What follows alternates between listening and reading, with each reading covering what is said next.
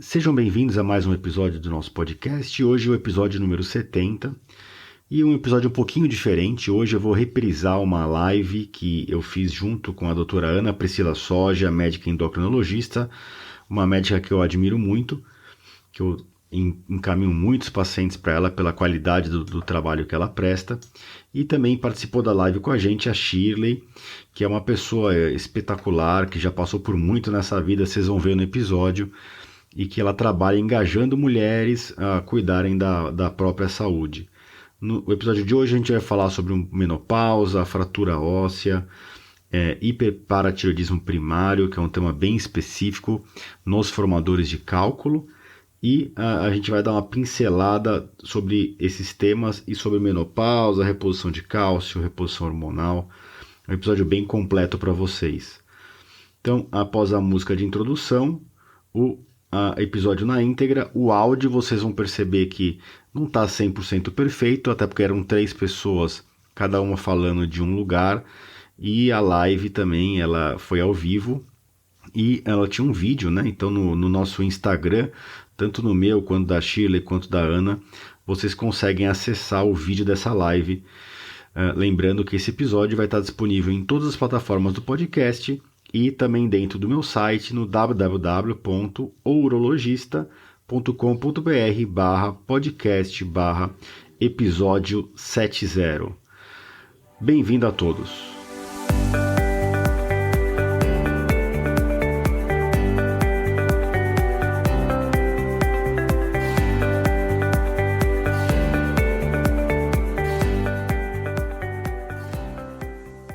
Bem-vindos ao podcast Conversa Aberta com o Urologista. Meu nome é Giovanni Marchini, sou médico urologista formado pela Faculdade de Medicina da USP e serei o anfitrião desse show.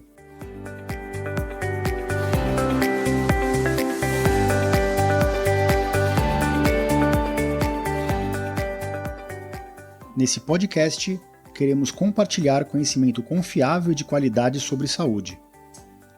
Com um formato único e inovador, e sempre com o foco no paciente, nós vamos esclarecer as suas dúvidas, trazendo todos os ângulos das situações vivenciadas no dia a dia da urologia.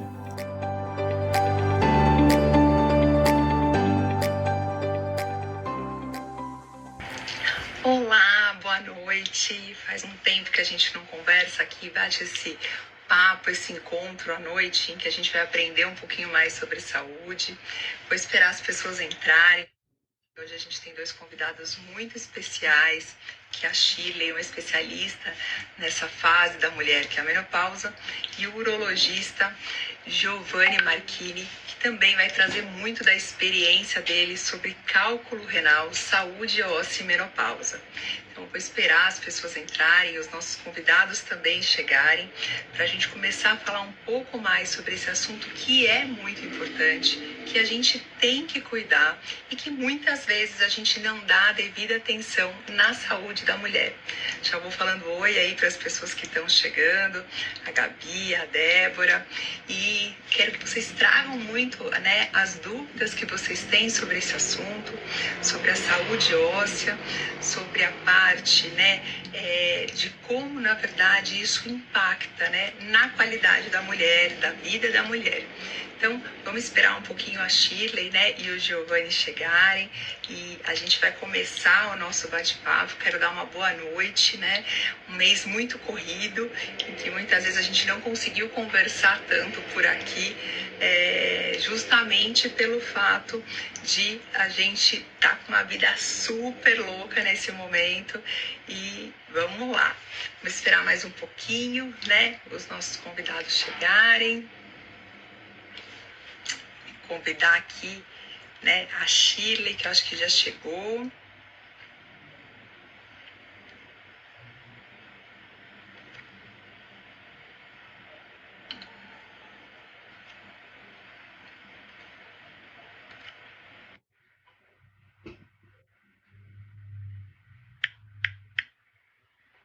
Vamos esperar só mais um pouquinho, acho que estão chegando. Olá, boa noite, tudo bem? Olá.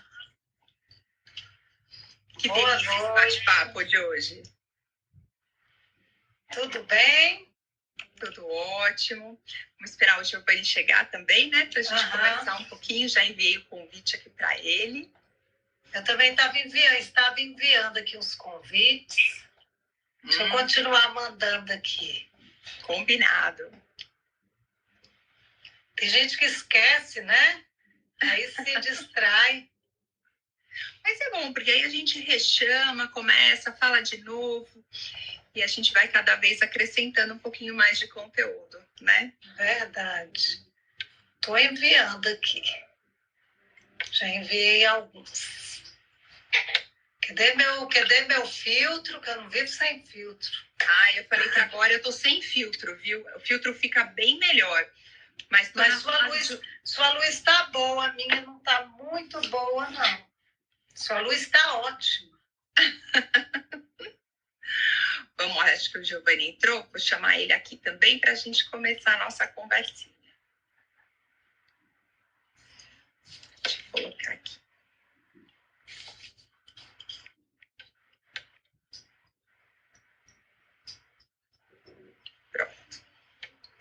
Mas me conta um pouquinho sobre você, Shirley. Olha aí, o Giovanni já chegou, estamos todos aqui, começando o nosso bate-papo de hoje sobre um assunto super importante, que é justamente, né, essa parte óssea da saúde de uma mulher e como muitas vezes tem um impacto com a questão renal. Então, eu vou deixar vocês primeiro se apresentarem antes de a gente começar a nossa conversa.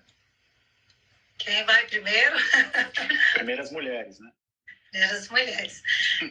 Boa noite, meu nome é Shirley, eu tenho 54 anos e estou muito, assim, feliz, grata por estar aqui, né, nessa noite com vocês. Para mim, eu embora eu seja, acredito que mais velha do que os dois, mas eu tenho um respeito, uma admiração muito grande pela pessoa que se dispõe a seguir a carreira médica, né?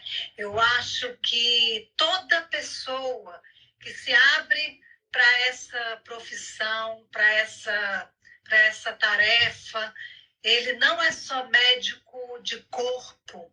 Eu penso que ele está para servir. Então, ele também é médico de alma, porque geralmente quando o problema atinge o nosso corpo, o nosso espírito fica fraco, a gente fica triste, a gente fica sem esperança, qualquer coisinha que seja, a gente já fica... E você, quando procura um médico, você procura com problema. Aí, não foi só porque você cortou o dedo, cortou a perna, está com dor no estômago.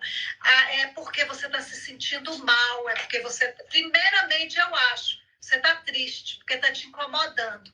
Então, para mim, eu tenho um respeito muito grande, desde muito nova, eu tenho um respeito muito grande por essa figura, que é o médico, entendeu? Então, para mim, vocês são autoridades. Para mim, vocês falaram, eu fui treinada até para não questionar. Eu escuto, eu respeito. E depois, né, hoje em dia, a gente já tem mais esse questionamento, a gente já quer conversar de frente a frente com o médico e tudo.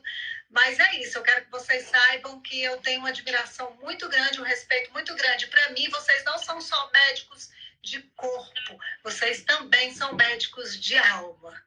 Obrigada. Na verdade, a gente também tem uma admiração muito grande pelo trabalho que você faz, né, frente às mulheres, né? Na verdade, engajar outras mulheres a se cuidarem, a se conhecerem mais, entenderem o seu corpo e trazendo aí mais informação e conhecimento no momento que às vezes a gente está tão sensível e precisando de um colo, né? Mas obrigada pelo seu carinho. E agora vamos deixar o Giovanni falar um pouquinho sobre ele. Boa noite a todos. Queria agradecer a Ana e a Shirley pela presença aqui, pelo convite. É um prazer estar aqui com vocês. Shirley, obrigado pelas palavras aí. Não é todo mundo que valoriza os médicos mais dessa forma. E, de qualquer forma, a gente tem que fazer o nosso trabalho e continuar engajando as pessoas. E o que você falou é verdade, né? A gente muitas vezes acaba procurando, os pacientes nos procuram com problemas, né? E acho que no Brasil a gente tem que continuar tentando engajar, que nem você faz, as pessoas a trabalhar na medicina preventiva, né? Não só na medicina de correr atrás da solução de um problema, mas às vezes até de evitar o problema de acontecer. Eu sou médico urologista, formado na Faculdade de Medicina da USP, onde eu fiz a minha especialização, doutorado. Ainda trabalho no HC, no setor específico de litíase, né, de cálculo renal. E tenho consultório próprio, toco muitos pacientes com a doutora Ana, que eu admiro muito aí, que é muito comum os pacientes virem aqui contando as aulas que ela dá no papel. A Ana é das antigas, né? Ela gosta de escrever, eles trazem os desenhos, tudo. E acho que é legal o que ela faz de orientar os pacientes de forma didática, assim. Acho que acaba engajando mais os pacientes, ele entende melhor o tratamento dele e participa mais do tratamento. Acho que isso é essencial hoje em dia. Então, queria de novo agradecer aí as palavras e agradecer o convite de vocês. Então, eu acho que é muito importante, então a gente vai abrir aqui, né, agradecendo também, eu que agradeço a vocês, vou me apresentar também, eu sou médica endocrinologista, a gente tem falado muito, cada vez mais aqui no meu Insta, sobre o papel, né, a importância desse cuidado da mulher, seja pré-menopausa, seja pós-menopausa, e esse tema, ele apareceu porque recentemente, nesse mês, a gente teve tantos diagnósticos de cálculo e tantos diagnósticos de pessoas que a gente precisava fazer uma avaliação mais elaborada, que eu falei, Giovanni, você me ajuda? Vamos falar sobre esse tema para que mais pessoas possam, na verdade, conhecer esse assunto e porque muitas vezes a gente tem um cálculo, vai no pronto-socorro com dor, né? A gente, não está obstrutivo, ele vai sair, vamos beber uma água e fica por aquilo. E muitas vezes a gente não dá a devida atenção, não só para o cálculo, mas porque tem atrás dele e que muitas vezes precisaria de um tratamento. Como é que é? Então, eu vou pedir até para o Giovanni falar um pouquinho essa experiência que ele tem, até porque eu acho que tem muitas mulheres também que estão nesse momento, né, de alteração hormonal, o quanto ele vê desse cálculo e como que você faz essa abordagem para a gente também saber um pouco mais sobre esse assunto. Acho que essa questão é bem interessante, né, que a gente vem conversando, né? Eu acho que hoje em dia os cálculos são muito associados a doenças metabólicas, né, que é a sua área de atuação maior aí. E apesar da doença de cálculo renal ser classicamente mais prevalente no homem, o homem nas pesquisas populacionais, principalmente nos estudos americanos, porque no Brasil tem pouco estudo sobre isso, né? Aqueles estudos de pergunta de rua, você já teve cálculo, já eliminou cálculo, a prevalência em homem é maior. Mas a gente sabe que as mulheres se cuidam mais. Então, se você pegar o número de pessoas operadas por cálculo renal, desde 1997, tanto nos Estados Unidos quanto no Brasil, a gente tem dados dos dois países, as mulheres já são mais submetidas a cirurgias de cálculo. Tanto porque, às vezes, na mulher o cálculo vem associado com um fator mais grave, que às vezes vem uma infecção urinária junto, que obriga um tratamento mais imediato, quanto porque a mulher se cuida mais. A gente sabe que a mulher é uma pessoa que trabalha a parte preventiva muito melhor do que o homem, né? A gente todo ano faz as campanhas de Novembro Azul e eu acho que a gente tem melhorado o engajamento dos homens, mas a mulherada dá de 10-0 nos homens, viu? E por conta da atuação com os cálculos renais, se eu pegar os números do meu consultório, que eu tenho os dados direitinho, quase metade dos meus atendimentos são de mulher no consultório, que surpreende muitas pessoas, que muita gente acha que o urologista atende só homem, né? Como a gente trata infecção urinária, cálculo renal, incontinência, mas o carro-chefe do consultório é cálculo renal pela prevalência da doença, e como você falou, a gente é muito de tratar o ponto final da doença, que é a cólica renal, né? Quem nunca ouviu falar de uma cólica renal, não conhece alguém que já teve, né? Então, quando a gente está nessa situação que você comentou de tratar uma cólica renal, a gente olha vários fatores para decidir se vai ter que operar ou não, tamanho da pedra, grau de dor que o paciente está, seja ele homem ou mulher, grau de dilatação no rim, se o paciente conseguiu controlar a dor, a própria preferência da paciente, né? Mas o que eu sempre falo para os pacientes, nessa hora é uma hora difícil de você tentar trabalhar na prevenção, né? Você está tirando a dor do paciente, né, no pronto-socorro, às vezes fazendo uma cirurgia para desobstruir aquele rim. Mas a conversa sempre é essa que você comentou. Alguma coisa aconteceu para formar aquela pedra. A pedra quietinha dentro do rim não dá dor, ela não está obstruindo nenhum lugar, né? Agora, quando a pedra desce e obstrui o ureter, ela dá dor, dá cólica, é o que leva o paciente para o pronto-socorro. Uma vez que a gente terminou essa fase inicial do tratamento cirúrgico, que a gente sempre orienta o paciente? E é importante falar que isso não era muito feito antigamente, 10, 15 anos atrás. Antigamente o urologista tratava a cirurgia e depois acabava encaminhando o paciente para um nefrologista. O urologista não tinha muita mão do tratamento clínico. O que eu sempre falo para meus pacientes? Olha, o que a gente fez até agora foi tratar a consequência, apagar incêndio. Se a gente não for atrás do que está fazendo pegar fogo, vai pegar fogo de novo. Não tem, tirar a pedrinha e nada impede, não muda a história natural da doença, né? Então, essa investigação que a gente faz junto com vocês, às vezes com o nefrologista, depende muito do tipo de paciente, é muito importante para tentar prevenir aquele episódio de cólica renal acontecer de novo. Eu acho que até a Shirley tem uma história, né, se ela quiser contar para a gente também, porque a gente pode, né, falar um pouco sobre o que a gente espera encontrar nessa investigação, né? É muito importante, né, a gente que está do outro lado da mesa do médico, ainda a gente coloca a mesa, né, entre o paciente e o médico, quem sabe a gente vai conseguindo mudar essa forma de atendimento, mas quando a gente está do outro lado, a gente tem algumas expectativas. E é importante a gente saber o que precisa ser investigado, quando isso pode ser mais preocupante ou não. Mas aí, conta pra gente, Shirley, um pouquinho da sua história, porque eu acho que a gente estava conversando antes da live e ela tem, acho que, muito a agregar, né? Até essa questão da relação com o cálculo, com o osso, que é justamente a proposta da live de hoje. Eu fui fazer exames de rotina no ginecologista, um preventivo, né? E aí, dentre aqueles exames, como eu estava com mais de 40 anos, ele pediu a densitometria. Eu nunca tinha feito a densitometria. 44 anos, parece. Não, desculpa, tinha uns 48 anos. Tem importância a idade, porque eu tinha uns 48 para 50 anos. Tem importância porque eu já tinha feito a menopausa. Aí eu fiz a densitometria tranquilamente, mostrei, ela deu tranquila. Quando foi no ano seguinte, eu fiz outra densitometria. Só que essa densitometria deu que eu estava com osteopenia. Aí eu falei, nossa, estranho, de um ano para o outro eu estava normal e no ano seguinte eu estava com osteopenia. E para a osteoporose é um pulo, eu já estava num grau assim, bem próximo à osteoporose. Eu que olhei o exame, aí eu falei, nossa, estranho, mais ainda, minha mãe não tem osteoporose, não tem caso de osteoporose na minha família. Falei, esse negócio tá estranho. Aí eu comentei com ele, fez lá, deu tudo certo no meu preventivo, ele já estava dispensando. Eu falei, doutor, tem um probleminha aqui, osteopenia. Não, isso não é nada, não. Eu falei, doutor, mas ela tá perto da osteoporose. Ele falou, não, mas não é nada, não. Aí eu acho que eu insisti 2 vezes. Ele falou, você está com dúvida? Eu falei, tô, doutor. Ele, então você procura um endocrinologista, ela vai te explicar, ele vai te explicar. Aí eu saí assim, né, tudo normal. Eu poderia ter feito o quê com o exame? Eu poderia ter pego meu exame e guardado. Aí aquele negócio me perturbou uns dias. Aí eu procurei um endocrinologista. Quando eu cheguei, mostrei e contei a história, ela já me pediu exames de tireoide. Aí eu fiz os exames de tireoide, deu tudo normal. Aí ela já ficou achando estranho aquilo. Aí ela pediu o exame de paratireoide.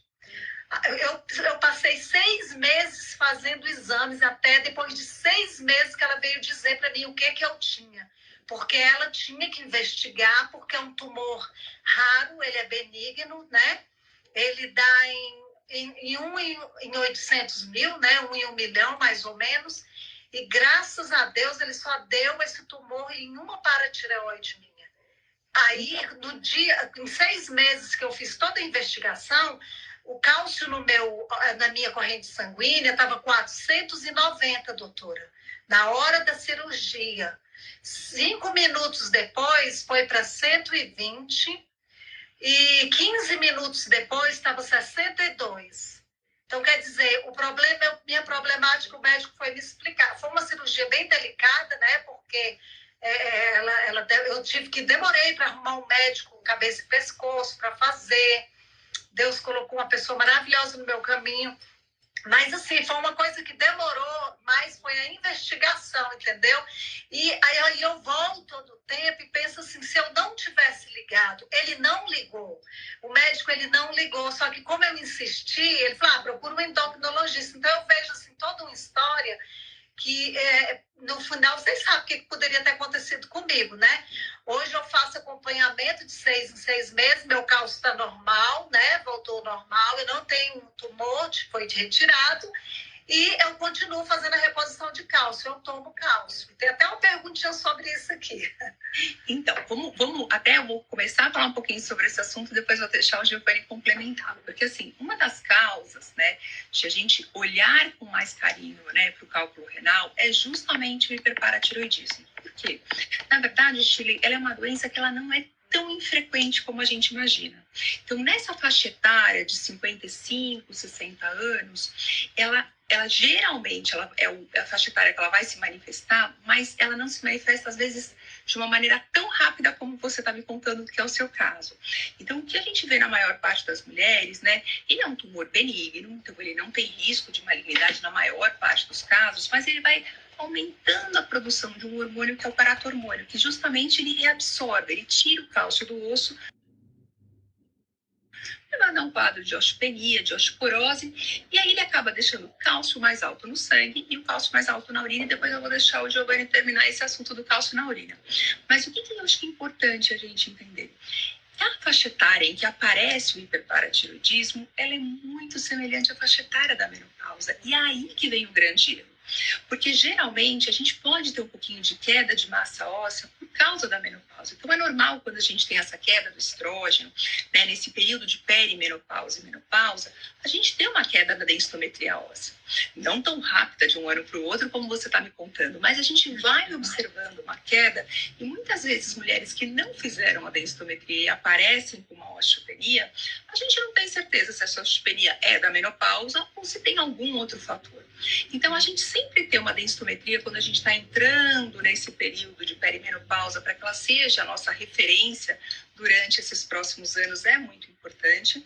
E a gente também fica atento, principalmente se a gente vê, opa, peraí, uma queda de um ano para o outro, o que está acontecendo? Eu concordo plenamente, foi muito importante você ter acendido essa luzinha para olhar para isso. Porque, embora a maior parte das mulheres, elas vão aumentando esse cálcio aos poucos, elas vão perdendo esse osso aos poucos, a gente tem um risco de cálculo renal, que o Giovanni vai explicar para a gente, mas às vezes a gente também tem um risco cardiovascular. Esse cálcio mais alto no sangue, a gente tem estudos, né, que o hiperparatiroidismo está relacionado com um aumento de risco de infarto, de AVC quando não tratado. Então, quanto mais precoce a gente olhar para isso e, na verdade, avaliar se existe indicação de tratamento. Existem algumas pessoas, algumas mulheres que, na verdade, têm uma forma tão leve que a gente pode acompanhar. Mas existem indicações que são precisas de tratamento, que é o tratamento cirúrgico. Então, agora eu vou deixar o Giovanni falar sobre o cálcio no hiperparatiroidismo. Eu fico muito feliz de ouvir a sua história, viu, Shirley? Primeiro mostra como as mulheres se cuidam, né? Que é um exemplo, né, pra gente que é homem, como é importante, né? E você ligou, foi atrás e descobriu. Isso que a Ana falou é muito importante. Por coincidir aí a faixa etária, a gente tende a achar que aquilo que é mais comum sempre vai acontecer para todo mundo, né? Sendo que, na verdade, as patologias que a Ana falou não são super raras, mas elas são menos frequentes, né? O que é o mais provável numa mulher de 50, 60 anos? Que a densitometria venha um pouquinho de osteopenia pela alteração hormonal do estrógeno. Mas, em uma porcentagem de mulheres, isso é causado por uma doença, que é o hiperparatiroidismo primário. E por que é tão importante? Porque você tem que identificar, que nem você foi atrás e identificou, porque se você não tratar isso, você vai ter várias consequências. Vai ficar sempre correndo atrás do prejuízo, tratando doenças diferentes, achando que cada doença é uma coisa, quando na verdade a origem comum de tudo é a mesma, né? Que é esse distúrbio hormonal. A gente fez um estudo uns 4, 5 anos atrás no HC, né? O hiperpara é mais comum em mulher mesmo, e no HC, no Hospital das Clínicas, a maior parte do hiperparatiroidismo era encaminhamento da urologia para cirurgia de cabeça e pescoço, por cálculo renal. Então a gente estava descobrindo a doença numa fase já um pouquinho mais avançada do que a sua, né? Já estava tendo manifestação através de formação de cálculos de rim. Os cálculos renais, eles têm vários motivos para acontecer. No brasileiro, o mais comum é o baixo volume urinário, o cálcio pode estar alto na urina, e uma outra causa muito comum é o inibidor dos cálculos estar baixo, que é o citrato, né, que tem nos sucos cítricos. Quando a gente pega um cálcio urinário alto, e até desproporcionalmente alto, a gente tem que sempre suspeitar de hiperpara primário. Se você tiver facilidade de coletar exames, pedir um cálcio no sangue, que nem você fez, e ver que o cálcio no sangue está alto, isso é muito sugestivo de hiperparatiroidismo primário. O cálcio alto no sangue nem sempre acontece. Em 80%, 85% dos pacientes, de cara já vem alto. Às vezes não, que nem a Ana falou. Você tem que acompanhar o paciente um tempo, 6 meses, 1 ano, e aí você consegue fazer o diagnóstico do hiperpara primário, porque nem sempre essa glândula, esse tumor benigno, né, esse adenoma que está secretando o paratormônio, ele está ativo o tempo inteiro. Então, às vezes o PTH está alto, o paratormônio está alto, às vezes não, às vezes está normal. E bem naquela época que está normal, às vezes você coletou o exame e o exame está baixo. E aquilo que você falou, é uma cirurgia, uma vez diagnosticada e a pessoa tendo sintomas, seja porque está densitometria, está tendo perda óssea, sempre está tendo cálculo renal, é comum ter dor no corpo inteiro, às vezes também, tem outras manifestações, né? O PTH alto, se tiver secreção em salvas e não continuamente alto, ele pode inclusive induzir calcificações anormais no corpo, de mandíbula, de outros lugares. Então o paciente sintomático tem que ser tratado. Não sei se você lembra naquela época que exame que você fez, você deve ter feito um ultrassom de tireoide e uma cintilografia, né? Foi. E essa dosagem do cálcio, eu fiz umas 3 vezes durante esses 6 meses. Aí igual você está falando, coincidia que quando eu fazia, ela estava sempre alta. Isso. Sabe? Sempre. Então, é difícil não tem tanta alteração que o cálcio está alto. Tem outras doenças raras, tipo sarcoidose, mas o hiperpara é muito clássico, né? Agora, se você puder colher o cálcio e o PTH, dificilmente falha, né? Vem os dois altos no sangue. E aí você faz o ultrassom da tireoide, porque não tem ultrassom de paratireoide, né? Para quem está assistindo a gente, a tireoide é aquela glândula em formato meio que de borboleta no pescoço, que é comum de ter falha hormonal em homem e mulher, mas principalmente em mulher. As paratireoides são glândulas pequenininhas que ficam atrás, né? Que chama paratireoides, ficam atrás da tireoide. A gente tem de 2 a 4 glândulas, e geralmente no hiperparatiroidismo é uma dessas glândulas que está produzindo hormônio em excesso. Aí faz a cintilografia e descobre qual que é. E aí o médico do cabeça e pescoço tem que ir lá e fazer uma cirurgia minuciosa, tirar só essa glândulazinha. E ele mede na hora da cirurgia, isso que você falou, mede o nível de cálcio e de paratormônio no sangue, para ver se o nível de PTH caiu. Se não caiu no nível de paratormônio é porque está mexendo na glândula errada. Tem que tentar procurar outro adenoma. E 60% dos pacientes com hiperparatiroidismo, 60% a 70%, tem o cálcio alto na urina. Não é 100%, mas se você comparar com a população geral, que forma pedra, cálculo renal, é uma proporção maior. Apesar de cálcio alto na urina ser comum em quem forma pedra, não chega nunca a 60%, 70%. E o cálcio na urina acaba formando pedra, porque acaba juntando com oxalato, com fosfato e forma pedra. O que a gente já viu? Tirou a paratireoide, o cálcio no sangue normaliza, o cálcio na urina tende a normalizar e a chance de voltar a formar pedra cai muito. Ela não zera, porque tem outros distúrbios associados que a gente pode comentar, mas o principal motivo é esse. Então, se você ficar tratando pedra, operando o paciente a cada 2 anos, vai prejudicando o rim do paciente e você não está tratando a causa raiz, que é o que você fez, que é ir lá e resolver o problema de vez, né? E ficar bem que nem você está até hoje. Graças a Deus. Há 3 anos que eu fiz a cirurgia. Exatamente, ter a sensibilidade de escutar um pouquinho o nosso corpo, né? Então, muitas vezes a gente, até nessa correria do dia a dia, a gente vai tratando as consequências ou a gente vai fazendo alguns ajustes, mas a gente não está olhando o que ele está falando para a gente que de repente não está tão adequado. E aí, nesse sentido, né, o Giovanni acabou de falar que a gente tem outras causas de cálculo, né? Por exemplo, como o citrato baixo. É tão frequente eu pegar no consultório pessoas que têm cálculos há muito tempo, não é hiperpara, mas quando a gente vai fazer uma investigação um pouco mais detalhada, a gente percebe, por exemplo, que tem um citrato que modifica o pH urinário mais baixo, né? E às vezes é uma coisa, né, um tratamento tão simples, né? Uma proposta tão que às vezes com medicação, às vezes até com alguns alimentos, bicarbonato, daqui a pouco, né? O Giovanni também pode explicar um pouquinho o que ele orienta para o paciente dele, mas que, na verdade, a gente contribui muito para evitar que esses cálculos voltem a formar. Então, a gente sempre está atento e ter essa sensibilidade, eu acho que é muito importante mesmo. Com certeza. E você nunca teve pedra, né, Shirley? Eu já tive, mas eram tão pequenininhas, uns 3 anos antes de eu descobrir. Isso foi a primeira vez que eu detectei, porque eu fazia muito acompanhamento, porque eu tinha muita infecção de urina quando eu era mais jovem, entendeu? Eu tive, assim, recorrentes. Então, eu cheguei a fazer algumas tomografias, né, para ver. Aí, agora, depois de adulto, depois dos 40, teve umas 2 vezes que eu fiz, deu a pedra, muito pequenininha, logo quando eu repeti, ela já tinha saído. Então, eu creio que o meu problema, minha situação muito é água. Aí, nunca mais eu tive, foi umas 2 vezes, mas assim, já tem muito tempo, uns 6, 10 anos, mais ou menos. Nunca mais tive. Agora, em Brasília, eu não sei se vocês se confere isso, né? As pessoas têm muitos problemas renais, né? Aqui é um lugar muito seco e as pessoas falam, né? Os médicos falam que a gente não tem muito hábito de beber água. E eu bebo muita água. Eu sinto que o meu corpo precisa de mais água do que as outras pessoas que convivem comigo. Tanto que no meu serviço, no meu trabalho, as pessoas dizem, nossa, você parece uma pata. E quem convive, as pessoas que convivem comigo, elas aprendem a beber água, acredita? Elas acostumam, muitas, eu aposentei, elas falam comigo, eu aprendi a beber água com a Shirley. Não, isso é ótimo. Não, eu acho ótimo mesmo. E é uma situação assim que o meu corpo pede água. É mais do que todo mundo.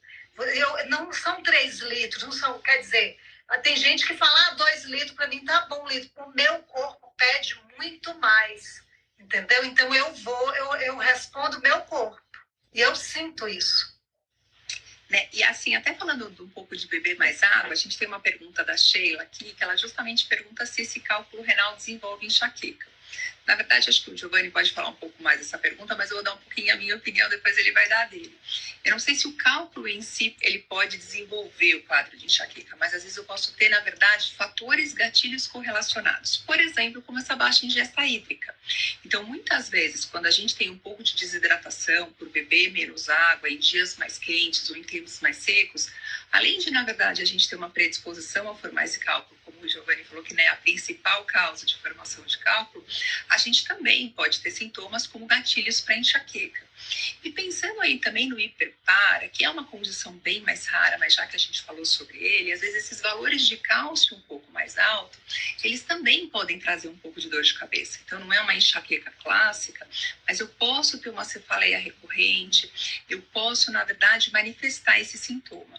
Então, mais uma vez, ficar atento, porque realmente muitas pessoas têm enxaqueca, é uma condição prevalente na nossa população, ainda mais nas mulheres, relacionado à parte hormonal, relacionado à parte TPM, todo esse ciclo, que na verdade é um gatilho para que a gente tenha alguns episódios de enxaqueca em pessoas que têm uma predisposição maior, mas também entender que, peraí, será que é só uma enxaqueca ou tem alguma outra coisa de base que eu posso trabalhar para prevenir esses episódios? Mas tem relação, Giovanni, de cálculo com enxaqueca? Eu acredito que não, mas eu vou deixar você falar. Não, acho que tem as duas coisas. O que você falou, que eu acho que é o principal, o mais comum, né? A pessoa ter sintoma, e para nós médicos, a gente fala em enxaqueca, a gente já pensa naquele tipo específico de cefaleia, que é de um lado só. Mas para a população em geral, a enxaqueca muitas vezes é aquela dor de cabeça mais forte, né? Então, até uma cefaleia tensional, que a gente chama, né? Eu acho que o mais comum é isso que você falou, Ana. É fator de risco semelhante. A gente é muito focado no quanto a gente bebe de água, né? Shirley, acho que você está de parabéns aí, você acerta lá no seu trabalho, você não é errada, não. O que sempre a gente orienta para os pacientes em relação a beber água? O importante, no fundo, o nosso principal parâmetro de hidratação, em quem não está usando medicamentos diuréticos ou medicamentos que fazem aumentar a retenção de líquido, por exemplo, corticoides, o principal fator de análise do nosso dia, que é fácil de avaliar para ver se a gente está bem hidratado, é a cor e quantidade de urina. Eu posso estar tomando 10 litros de água. Se eu estou perdendo 9 na sudorese, no suor, e mais um pouco no metabolismo, eu vou urinar meio litro. Isso é pouco. Para quem tem cálculo renal, então, o objetivo é urinar acima de 2 litros por dia, que não é fácil, tá? E provavelmente você eliminou essas pedrinhas, Chile, porque as pedrinhas eram pequenas, não tinha que fazer cirurgia, porque você bebeu água e conseguiu eliminar. A água, eu falo para os pacientes, primeiro, é o fator mais barato que tem nenhum remédio que é mais barato que água. Segundo, ainda é muito disponível. E terceiro, a água inibe qualquer tipo de cálculo, qualquer subtipo de cálculo, porque você está afastando as coisas na sua urina e está jogando para fora. Você não está deixando virar a pedra. Então, a água é disparado de todos os trabalhos já realizados o fator preventivo principal. E no Brasil a gente tem uma abundância de água. Quem vive em lugar mais quente ou mais seco tem que tomar mais água. Quem trabalha em lugares de risco, então quem trabalha numa cozinha industrial, uma mineração, tem que tomar mais água. Tem que olha sempre a urina.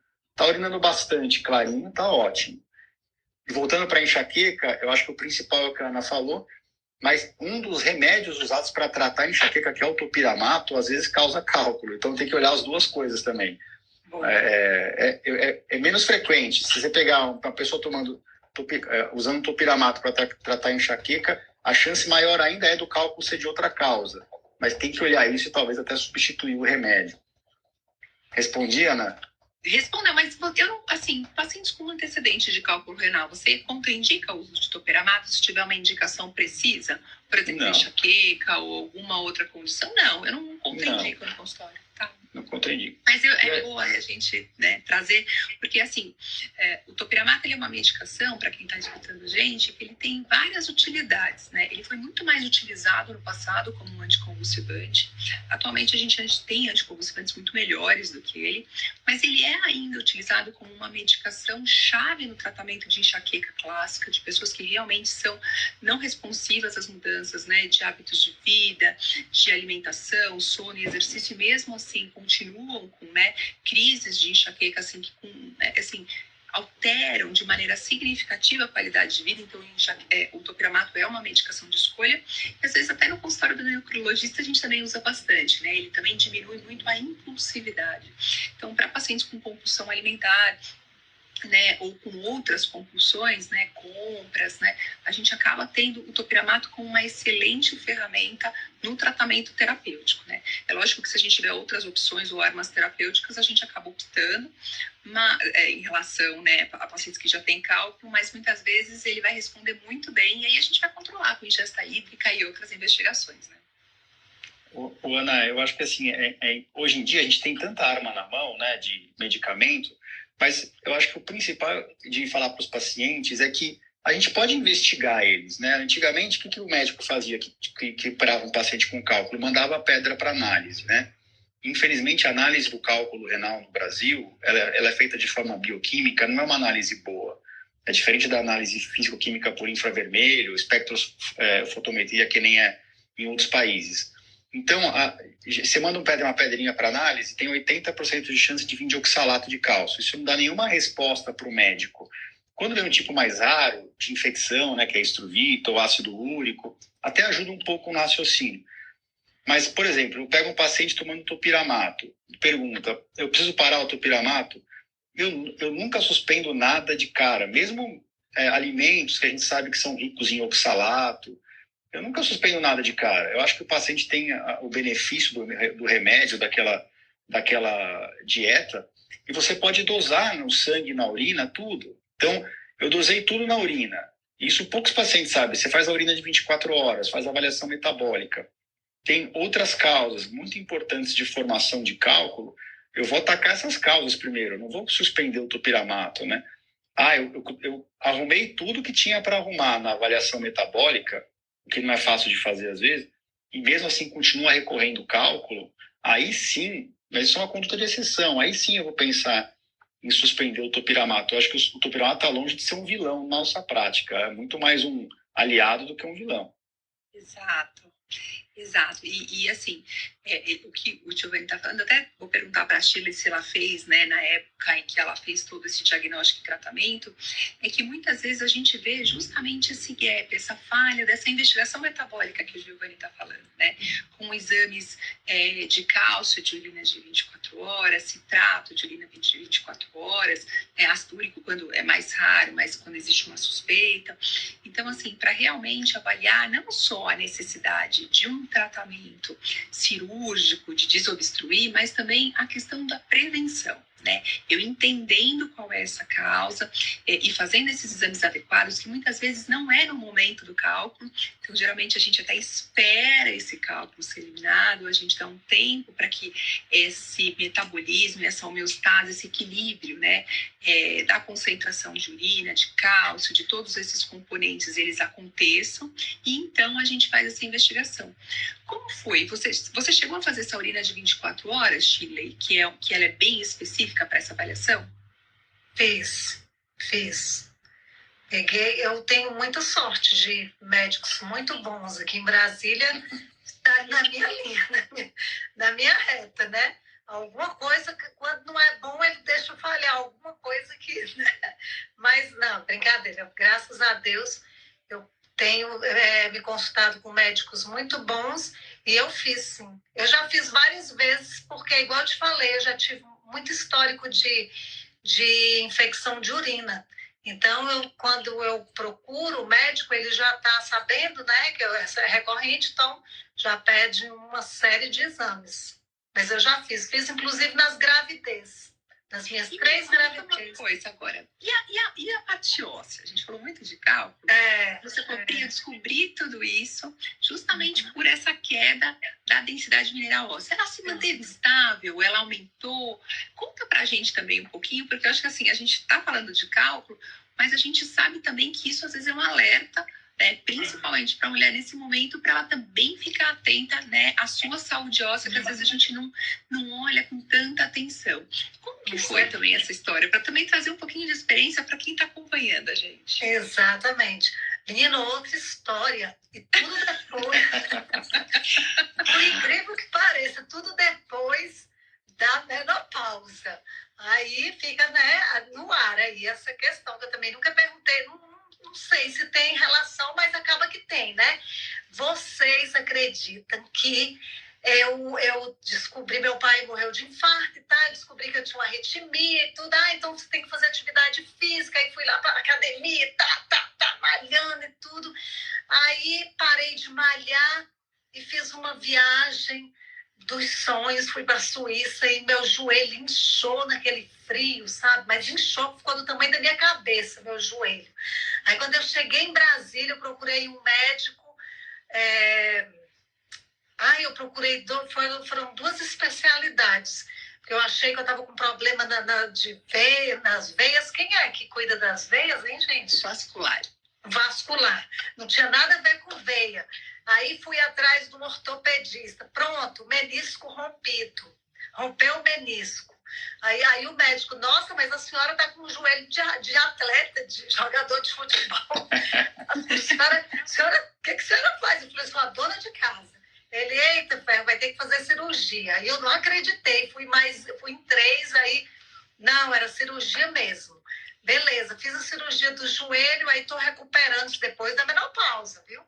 Aí tô recuperando o joelho, aí nessa de recuperar o joelho, você fica usando muito um joelho. Aí eu acredito, tô hoje com o joelho doendo. Aí eu tava recuperando da cirurgia de um, fui num outro médico. Fui no médico para poder saber do outro. Falei, doutor, o raio cai 2 vezes no mesmo lugar, ele cai 2 vezes no mesmo lugar. Eu falei, meu Deus, uma pessoa que nem atleta sim. Naquele período que eu estava fazendo academia, eu fui para academia, olha só, e fiquei um pouco jogada, porque é muita gente, a gente, não sei, sabe, não tinha um personal, ele ia lá e a gente se sente muito, eu sei fazer o exercício e tudo, então eu acredito que eu me lesionei não sei, sabe? Fica aquela questão, será que eu me lesionei foi na academia mesmo? Será que foi fazendo exercício errado? Será que eu estava fraca? Não sei. Eu só sei dizer que eu operei os 2 joelhos, fiz a cirurgia dos 2 joelhos. Isso tem mais ou menos uns 6 anos. De um para o outro foi em 1 ano. Eu fiz a cirurgia no outubro de 1 ano, no outubro do ano seguinte eu fiz do outro joelho, e eu tenho artrose no primeiro joelho eu tenho artrose. Então eu tomo o cálcio também, e meu desespero todo de ter osteoporose, tudo, eu pensava, nossa, já tenho um problema no joelho, ainda vou ter osteoporose, entendeu? Aí uma coisa puxa a outra, né? Mas a minha perda óssea, quando eu faço aquele exame, qual é o nome do exame mesmo, hein, gente? A densitometria óssea. Não, tem a densitometria e tem um que a gente faz que sai do sangue, a sua perda.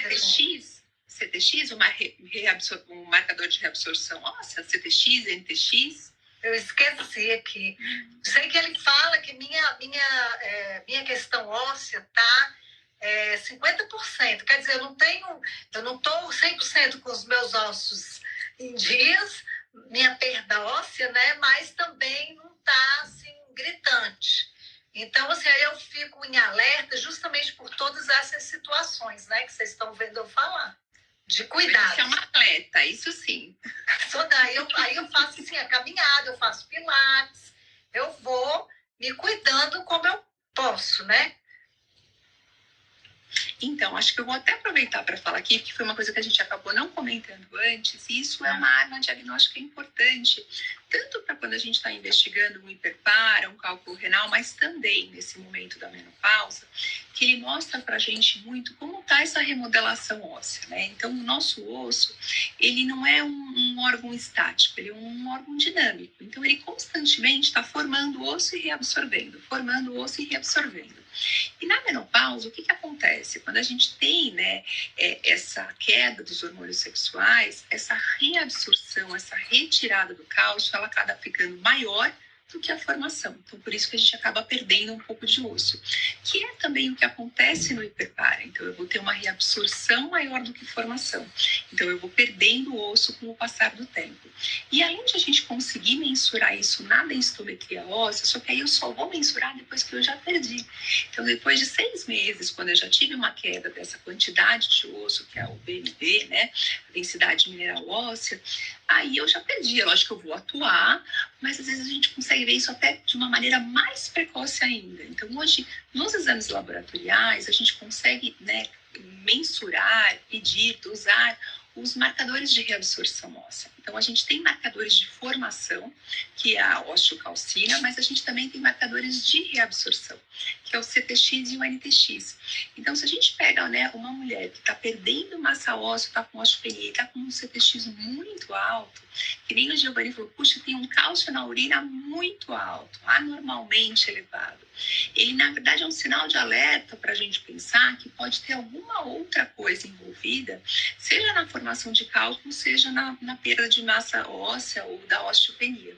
Então, esses marcadores de reabsorção, eles estão entrando, né? Há muito tempo a gente já tem, a gente consegue pedir, mensurar, mas muitas vezes a gente esquece de fazer isso na investigação, né? Então, às vezes, mais um especialista faz. Então, é importante, né, as mulheres que estão acompanhando a gente, ou os homens com cálculo renal, eu até vi aqui, né, o comentário da Sheila, que ela também falou um pouquinho, né, que o marido dela tem essa formação de cálculos de repetição, fazer essa investigação para ver se não está tendo uma reabsorção óssea, se a gente não está tendo, né, uma perda de osso, que a Shirley até falou para a gente, né, puxa, eu já tenho uma osteoartrose, tenho um ligamento rompido, ainda eu vou associar uma osteopenia, uma osteoporose com risco de fratura. Então, a gente pedir esses marcadores também é uma arma terapêutica, diagnóstica, né, precoce, para que a gente possa intervir no momento certo. Ana, estou aprendendo com vocês aqui, viu? E eu acho legal vocês passarem para essa parte da densitometria e falar das fraturas, porque a gente fica olhando a densitometria, a osteopenia, a osteoporose, né? E às vezes não fica claro para as pessoas e para os próprios médicos, né? Essa parte de avaliação metabólica eu oriento meus pacientes, mas eu tento engajar muito mais os médicos do que os próprios doentes nisso, porque o doente está na minha frente, eu consigo ter uma conversa mais próxima. mas tem muito médico que acaba não pedindo, então esses exames que você está falando. Mas é importante a gente falar para os pacientes que a densitometria óssea, quando vem com osteopenia, osteoporose, isso demonstra nos estudos, né, uma chance maior de fratura óssea, que é algo muito comum na mulher na menopausa e compromete muito a qualidade de vida, né? É uma bola de neve, né? Fratura um osso, depois tem que afastar da atividade diária e fica acamada às vezes, ou depende de ajuda de alguém. Então, isso é um transtorno para a pessoa que sofre isso. E acho que o grande objetivo de manter a pessoa saudável não é só a densitometria óssea ficar boa, né? É que isso está totalmente associado à chance de fratura, né? E acho que vocês, os endócrinos, são os principais responsáveis por manter os pacientes saudáveis nesse sentido. A gente acaba pedindo, nos pacientes com cálculo renal, eu acabo pedindo com uma certa frequência densitometria, mas no fundo quem faz a reposição hormonal ou quem trata com cálcio, não sei se você vai querer entrar nesse mote dos tratamentos, fica muito na mão de vocês, né? E isso é muito importante, né? Porque a Shirley teve uma ruptura de ligamento aí que talvez Shirley tenha sido associada ao aumento da massa muscular. Isso a gente vê muito em atleta, né? Principalmente naqueles que tomam anabolizante, né? O músculo cresce muito, o tendão não cresce, nem os ligamentos, né? Então o músculo fica forte demais porque está inserindo ele no osso. E às vezes rompe tendão, rompe ligamento mesmo, porque a sobrecarga aumentou. Graças a Deus você não teve uma fratura óssea, que talvez fosse bem pior aí de se recuperar, né? O osso demora muito mais para consolidar do que o ligamento que foi consertado com uma cirurgia, né? Então acho que é legal vocês comentarem sobre isso e estou aprendendo aqui nesses exames novos aí. Vou começar a pedir. Doutora, deixa eu te fazer uma pergunta. Diga. Em que idade a pessoa começa a ter a perda óssea? Então, o que eu acho que é importante a gente entender? Aí também fica um outro conceito de parte óssea aqui, que eu acho que eu passo para os pacientes e gosto que vocês tenham. Na verdade, existe um conceito de pico de massa óssea. Então, ou seja, a gente forma osso até uma determinada idade, então até os 20, 25 anos. E a partir daí, a gente entra num platô, a gente mantém esse osso por muito tempo.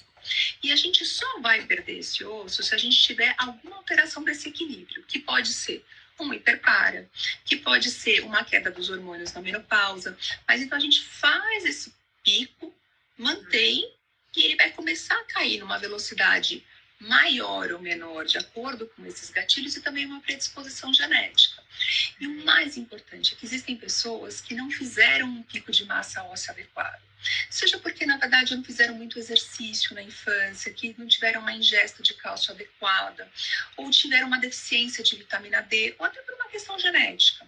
Então, existem pessoas que não estão perdendo o osso, mas, na verdade, eles não fizeram osso suficiente.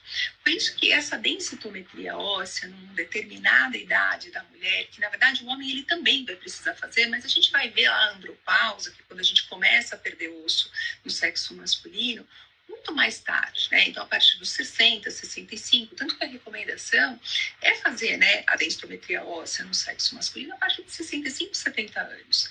Na mulher, não. Na verdade, a gente antecipa isso, porque a gente tem essa queda hormonal a partir dos 45, 50, 55.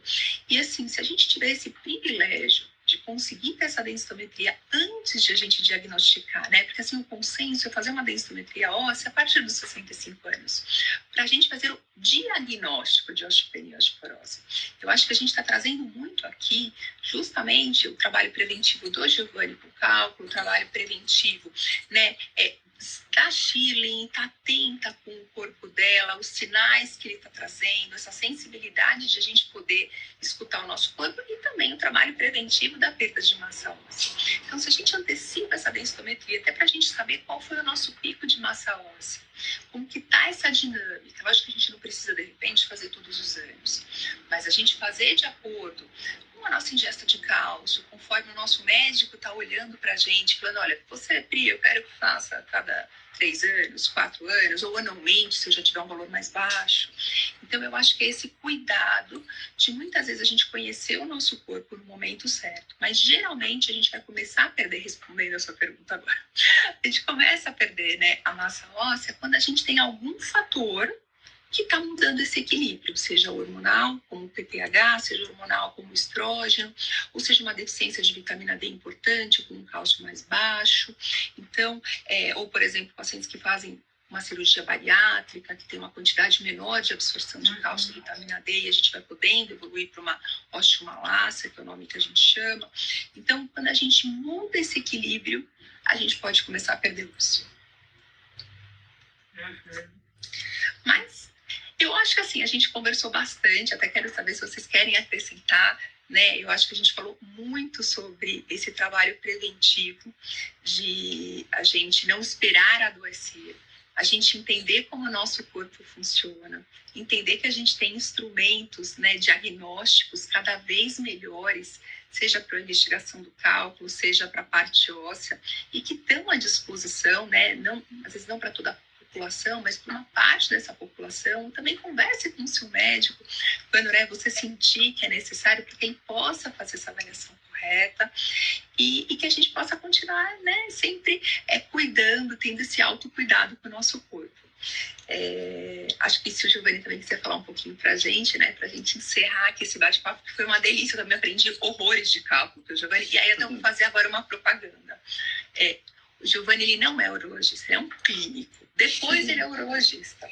Porque, assim, os pacientes que eu recebo dele, eles sabem tanto de clínica, tanto além da urologia, porque ele também explica, que eu falo assim, olha, com certeza ele tem um pezinho, não só na urologia, ele passou ali pela clínica, com certeza.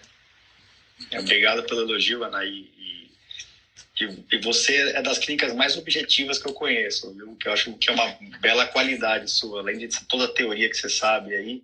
Não é todo clínico que sabe expor para os pacientes de forma tão clara que nem você expõe aí. Eu agradeço de coração o carinho com os pacientes e realmente não tem nenhum paciente que eu encaminhei que não te adora, viu? Então, você está subornando eles na sua clínica, aí eu vou descobrir ainda, viu? Eu vou dar um pulo aí qualquer dia. Eu queria agradecer aí de novo pelo convite, acho que foi muito gostosa a história e até da Shirley ter trazido essa visão prática para a gente, né? A gente trouxe um pouquinho da teoria e da parte preventiva, e a Shirley trouxe isso para a vida dela, e como é que foi toda essa história da descoberta do hiperpara, né? Eu acho que isso engrandece e exemplifica o que pode mudar na vida da pessoa. A Shirley seria outra pessoa hoje se ela não tivesse tratado, não tem nenhuma dúvida. Não só em termos de doenças, mas fisicamente, tem vários problemas ósseos, né? Eu acho que fica aqui a vontade de um repeteco, e a gente podia depois combinar de fazer um dia a partir até de medicamentos, assim, tratamentos, né? Reposição de cálcio, vitamina D, essa imensa gama de tratamentos que envolve a urologia, e a parte mais específica da endócrina, né? Terapia de reposição, os fosfonados, eu não sei os remédios certinho que vocês usam caso a caso, mas tenho certeza que tem muita gente interessada nesse assunto aí, que envolve todas essas áreas. Acho que tem muito assunto, e quanto mais a gente puder trazer, né? E assim, a Shirley também quero agradecer muito, não só por ter engrandecido a live, mas também pelo seu trabalho frente às mulheres. Eu acho que assim, aí agora eu puxei a sardinha do Giovanni, agora eu vou puxar a sardinha. Então, assim, como é bom ter mulheres que, na verdade, levantam outras mulheres, né? Que, na verdade, a gente possa se olhar mais, continuar se cuidando, e que a gente também tenha homens que, na verdade, levantem outros homens, né? Mas você levantou uma bandeira que é muito importante, num momento que é muito sensível de muitas mulheres. Isso traz um acolhimento, traz um conforto que elas encontram, né? Nos seus posts, nas suas orientações, e na verdade, na sua prática. Você traz muito a sua vivência, que faz com que a gente também olhe a nossa vivência. Verdade, eu estou muito feliz, como eu falei no início, né, de estar aqui com vocês, essa humildade de vocês. Eu não sei falar de forma técnica, mas assim, eu acho que eu consegui falar um pouquinho da experiência realmente que eu tive. Graças a Deus eu fui bem rápido, né? Agi rápido também, como o doutor falou, o doutor Giovanni. Seria o nome do meu filho. Aí eu tive filha, aí chama Giovana. Acredita que o médico falou para mim que era um menino? Que era um menino, aí na hora que eu Daiane. Aí na hora que eu ganhei ela, tanto que ela usava as roupinhas azuis, porque eu tinha feito um enxoval todo. Aí foi a Giovana, minha filha chama Giovana. Que mundo pequeno. Mas eu quero agradecer a oportunidade, achei gostoso, quero falar dos remedinhos que eu tomo, eu faço a reposição da vitamina D, eu faço de cálcio, acho bacana tomar, para mim é um prazer e eu agradeço a Deus porque existe, né? E a gente pode tomar, se você está com a deficiência daquilo e existe aquilo que vai vir de encontro à sua deficiência para melhorar, nossa, bom demais, né? E muito obrigada, eu estou aqui para fazer a diferença mesmo. Somos mulheres que levantamos outras mulheres. Hoje as mulheres de 50, 60 têm outra cabeça, né? A gente quer estar falando, alcançando um número maior de mulheres e fazendo a diferença positiva, a diferença boa, vivendo com uma autoestima bacana, passando por lutas, tendo dissabores, mas assim com força, crescendo com as nossas lutas, com os nossos dissabores, sabe? Não fazendo disso momento de tristeza, de lamúria, não. Eu estou crescendo, eu estou vivendo e a vida é maravilhosa, né? Quando a gente vive assim com intensidade, né? Exatamente. Então, vou encerrar aqui a live, porque acho que a gente está acabando o nosso tempo. E quero agradecer demais. Vamos marcar, porque eu acho que aqui não falta histórias da Shirley. Então, ela vai trazer cada tema de medicina, ela vai ter uma história para contar para a gente, que é maravilhoso para enriquecer. Mas a gente marca mais vezes e queria realmente agradecer a todos que participaram e também vocês que trouxeram tantas experiências e assuntos. E aí a gente deixa para uma próxima o restante da conversa. Tá bom? Tá ótimo. Obrigada. Uma boa noite a todos. Beijão. Beijão. Tchau. Tchau. Espero que vocês tenham gostado dessa live. Acho que a gente abordou bastante, de forma bem abrangente, os temas propostos. E acho que a Ana conduziu com maestria aí a conversa entre todos. Espero que vocês tenham gostado. Deixem comentários nas redes sociais, deixem comentários dentro do meu site. E a gente responde o que vocês tiverem de dúvida, como sempre. Mais uma vez, queria agradecer a todos que têm apoiado o podcast e nós nos encontramos por aqui na próxima semana. Um grande abraço a todos.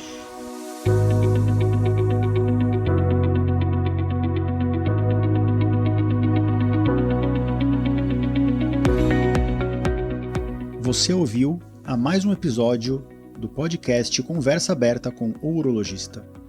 Mais uma vez, obrigado e até o próximo.